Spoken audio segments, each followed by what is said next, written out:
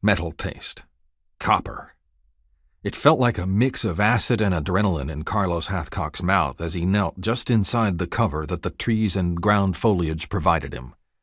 Slowly he raised the Model 70 Winchester to his shoulder and looked through the 10-power Unertl scope mounted above the rifle's receiver.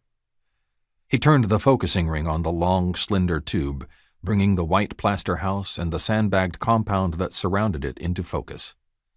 Even with the powerful telescopic sight, the structures and the few men he saw around them still looked tiny.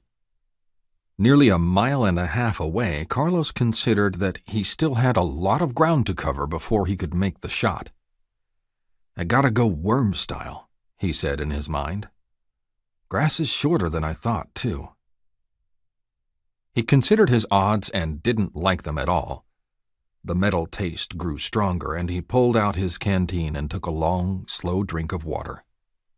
"Make myself look like a bush, like a hump of grass," Carlos told himself as he slowly and methodically plucked handfuls of grass at the jungle's edge. He stuffed as much as he could carry inside his shirt and crept to deeper cover where he could work. Carefully, he cut little slits along the backs of his shirt and trousers.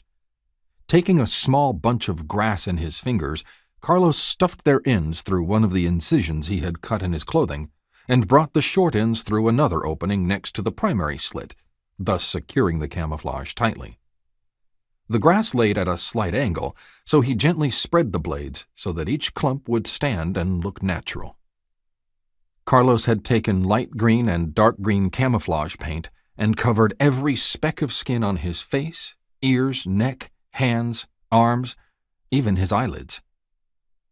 With his Winchester cradled beneath him, Carlos knelt slowly and deliberately, and then spread himself, stomach down, on the ground.